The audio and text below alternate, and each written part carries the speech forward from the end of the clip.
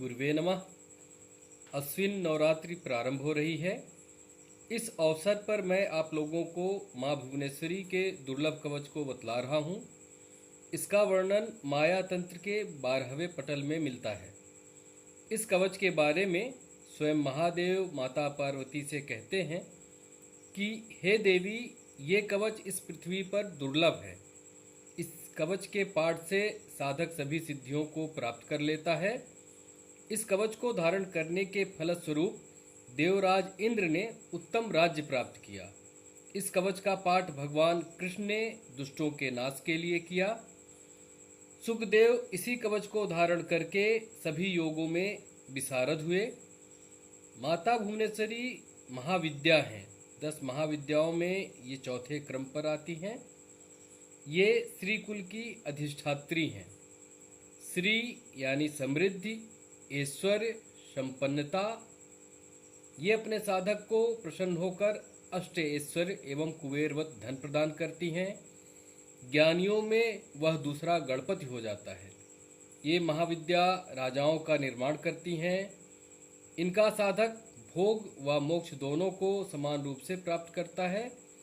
उसे संसार के सभी श्रेष्ठ भोग पदार्थ प्राप्त होते हैं। कोई भी वस्तु ऐसी नहीं है जो वह इच्छा करे और उसे प्राप्त ना हो। इनका साधक परम तेजस्वी, सौंदर्यवान एवं सम्मोहक व्यक्तित्व का स्वामी हो जाता है। लक्ष्मी स्वयं उसके सानिध्य हेतु लालायित रहती हैं। बड़े सौभाग्य से व्यक्ति को माता भुवनेश्वरी की साधना प्राप्त होती है। कवच का अर्थ है सुरक्षा आवरण या सुरक्षा ढाल, जो संपूर्णता के साथ आपकी सभी विपत्तियों, परेशानियों एवं प्रतिकूलताओं से सुरक्षा प्रदान करे। प्रस्तुत कवच 10 महाविद्याओं की शक्तियों से बेष्टित होकर और तीव्र परिणाम देता है। इस कवच को धारण करने वाला या पाठ करने वाला साधक श्रेष्ठ विद्यावान या धनवान होता है। इसका साधक पुत्र पौत्रादि से युक्त होकर अंत में परम गति को प्राप्त होता है। यह कवच सभी सिद्धियों को देने वाला, सभी महापातकों का नाश करने वाला है। कल्पद्रुम के समान जानकर जो इसको पूजता है वह श्री तत्व को प्राप्त करता है। इस कवच को पढ़ने या धारण करने से निश्चित रूप से सभी पापों का क्षय हो जाता है। सभी प्रकार के विवादों में साधक विजयी होता है। वह महाधनवान हो जाता है तथा वह जो भी इच्छा करता है वे सभी निश्चित रूप से पूर्ण होती हैं। इसमें कोई शंका नहीं है। ये भगवान शिव का कथन है। इस कवच पाठ हेतु साधक के पास माता भुवनेश्वरी का यंत्र एवं चित्र होना चाहिए। इसके अभाव में श्री यंत्र अथवा माता दुर्गा के चित्र या विग्रह के ऊपर भी ये साधना संपन्न की जा सकती है।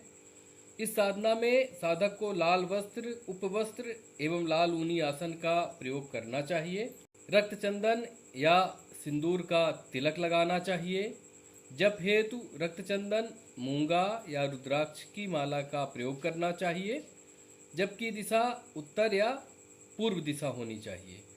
लाल कमल, लाल गुलाब या लाल कनेर के पुष्प माता को अर्पित करना चाहिए। शुद्ध घी का दीपक प्रज्वलित करना चाहिए। सुगंधित धूप जलानी चाहिए। शुद्ध दूध से बने मिष्ठान देवी की प्रसन्नता हेतु अर्पित करना चाहिए। साधना को ब्रह्म मुहूर्त अथवा रात्रि में 9 बजे के बाद प्रारंभ करना चाहिए।